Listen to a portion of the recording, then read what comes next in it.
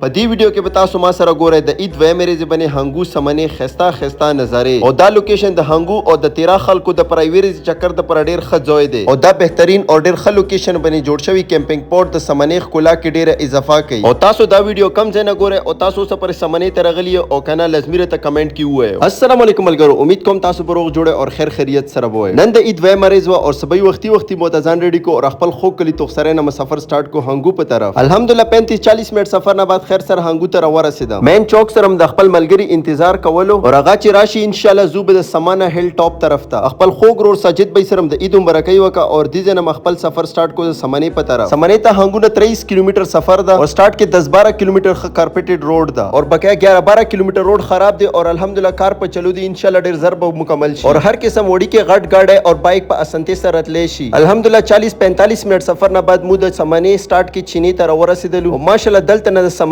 ولا خسته نظر سٹارټ شي. څومره هم ټوریست سمنې ته راځي اول سټاپ په دې چینی باندې کوي او دلته نه خسته صفا یخي وبس کی. ماشاءالله د اوبو ډیر زیات خوږی او یخي او سکلو کې ډیر زیات مزه کوي. زه هم ډیر زیات تګ نو ما هم وته یو 2 ګلاس ډیر زیات په مزو وسکلې او چن ټوریست راځي دلته کې سامان وینځي نو هغه ته گزارش ته چې د سکلو اوبو ځای دی او سامان وینځلو د پر تاسو ته بهر ځای شته دي، تاسو دلته آرام سره وینځي شئ. دینه بعد مو خپل سفر سٹارټ کو د سمنې ټاپ په طرف او 1 منټه سفر نه بعد الحمدلله مو خیر سره سمنې ته ورسېدلو. اټول نه پهله دلته کې دکان ته راغلو او دلته نم کولډ ډرینکس او نور سامان راواخستلو او سمنې کلی طرف پنی راغللو او زه به فرست ټایم د سمنې کلا ګورم نو ډیر زیات ایکسایټډ یم. ماشاءالله سمنې کلا نن ډیر زیات مزیدار طریقې سره جوړ شوی ده او بهر نظری هم ته ډیر خسته راځي او تاسو ته په کمنټ کې چې سپر سوک دی سمنې کلی ته راغلي دي. زه دلته کې اټولو افسرانو او سپیانو ډیر زیات شکرګزار یم چې هغه مو پر خمسدار سپیشل روټي برابر کړی و او خیرای کې مخمزداري چای وسکلې او ونه رخصتي مو واخستله. نن الحمدلله سمنې ته ډیر زیات ټوریست راغلی نو ومه کتل ډیر زیات ځړم خوشحال شو او سمنې کې دا یو داسې ویو پوینټ ته چې دلته نه پورا هنګو سمره هم کلی دی هغه ټول کتلی شي او ډیر خسته نظرې خوند کوي او دی خسته لوکیشن باندې دا مزیدار ګیسټ هاوس جوړ شوی دی او لاندې نظرې چې ونه ګوري نو انسان ته یو بل قسم سکون خوشحالي او اطمینان ملويږي او تاسو کې څوک سفر سمنې ته راغلی نو لازمي ته په کمنټ کې وایو. دلته کې ګرمي کې خمزدار گرینری او یخني کې خمزدار سنوفال کیږي نو دوه موسمونو کې تاسو سمنې نه خوندونه اخسته شئ او زه د ساجد به زړه نه شکریا کوم چې مو ته ډیره زیاته مینه او ملمستیا راکړه او نن د عید په دوه مې ورځې باندې زیات خلک چکر ته راغلی سمنې ته او وکی سره دا یو بهترین لوکیشن دا ون ډے ټور دی پاره او زه خو چې کلم سمنې ته راشم نو دی لکه کې خمزداري ویډیوز او پکچرې جوړې کوم نو غډر زیات مزیدار راځي. دینه بعد راغلو د بهترین جوړ شوی کیمپینګ پورټس په طرف چې دی وکی سره سمنې ښکلا کې اضافه کړی دا او دلته کې چې انسان ویني انسان ته بالکل دا فیل کیږي نه چې زه د هنګو کې هم کپمری سواد کې هم او کیمپینګ پورټ سره بالکل لاندې د سمنې پارک هم جوړ شوی دی چې دلته کې هم خلک راځي او مزدار ځایونه جوړ شوی دي او خلک ورکه پروګرامونه کوي. دا ځایونه هم اکثر کتلې خو ساجد به رته کو سمنې ولا داس یو گرینری او داس مزدار ځای ته تنن خیم چې دا بنه طاقتلې او نه به اچا هم نوي کتلې او 5-10 منټ سفر نه بعد چې کله دې ځای ته ورسېد نو خلې نه صرف یو आवाज راغلو ای هاي